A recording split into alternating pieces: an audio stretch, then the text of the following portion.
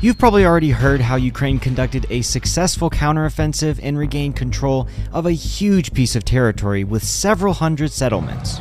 On the liberated territory, the Ukrainian military received many trophies. Many Russian tanks, self-propelled howitzers and artillery, many armed vehicles and ARC special equipment were found. In addition, the Russians left a lot of ammunition for various guns at their posts.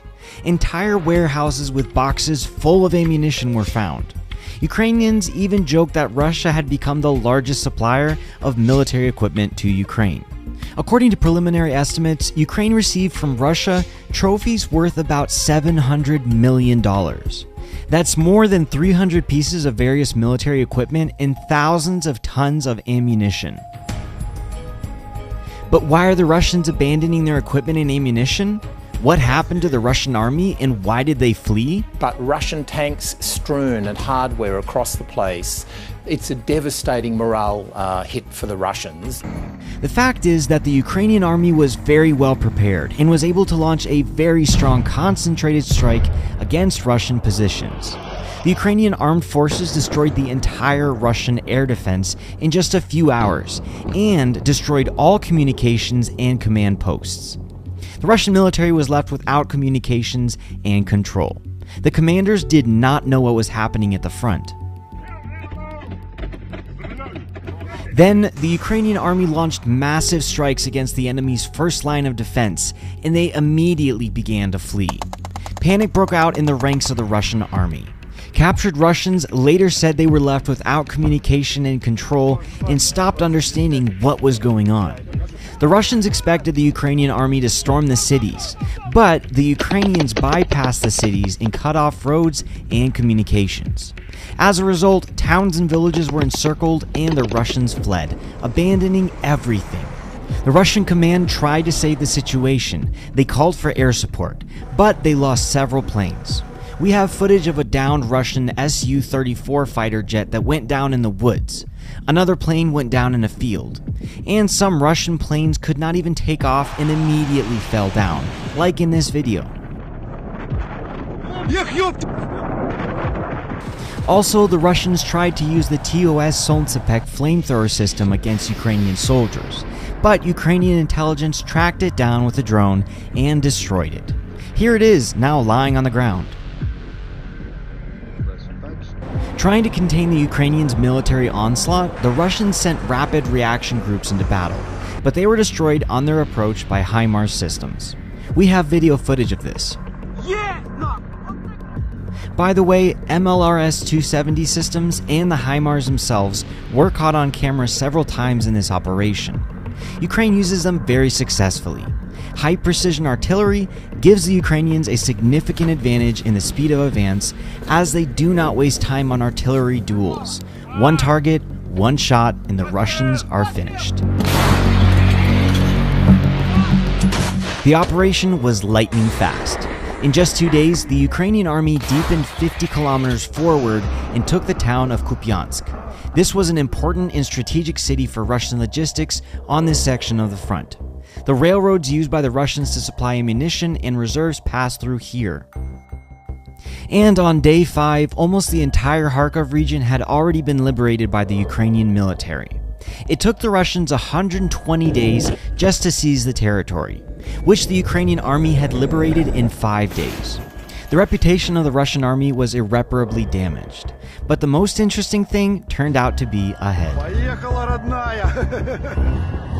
You don't have to be a big military expert to understand that leaving military equipment to the enemy is inadmissible.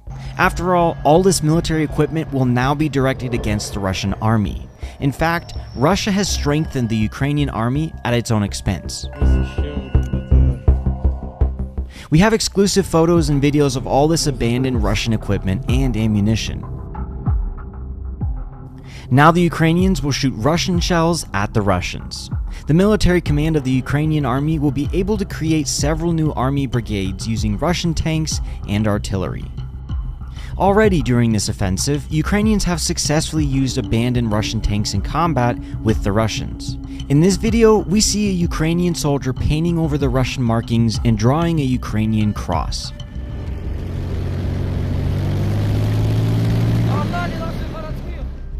Ukraine managed to make the Russian army panic. Therefore, Russian soldiers fled en masse.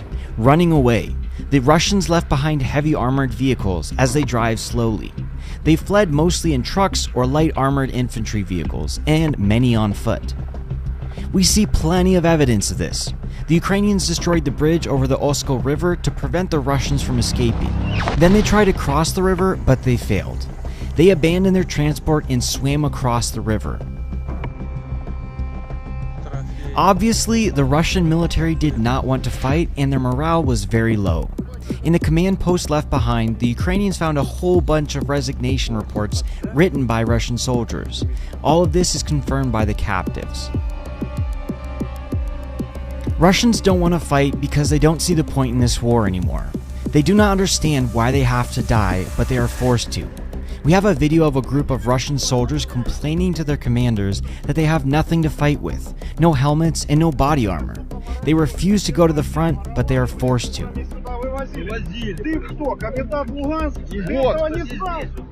One Ukrainian soldier said an interesting phrase: "The Russians are fighting for land.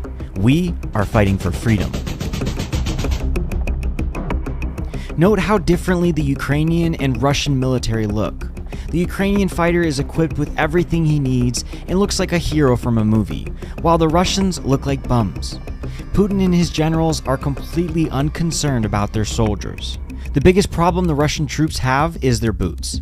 That is why they often take boots from killed Ukrainian soldiers or whatever they can find, such as dress shoes.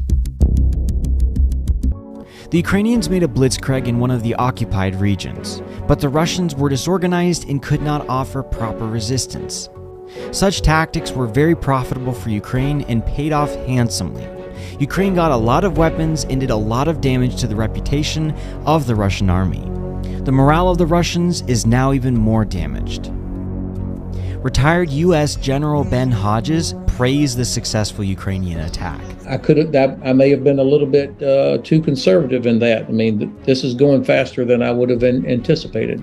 Meanwhile, in Russia, a wave of indignation at the high command swept through, and television began to talk about the need for general mobilization. But Putin refuses to mobilize. His spokesman stated that Putin is not considering mobilization. There is a dissonance between Putin and his people. For years, propaganda has indoctrinated the people that the Russian army is invincible and the strongest in the world. And here they see how this army is not even able to cope with Ukraine, which they do not even consider a full-fledged country. Let me just remind you that so far Putin has not achieved any of his stated goals and risks a very serious internal political crisis that threatens him with the loss of power. A Ukrainian victory in the war is necessary to stabilize the world's security system, because if Putin wins and non-Russia is not held accountable for all its crimes, it could lead a global triumph of autocracy. Russia, China, Iran, and the other dictators of the world could unite and create an unprecedented threat to world democracy. So support Ukraine in its struggle for democracy and for freedom.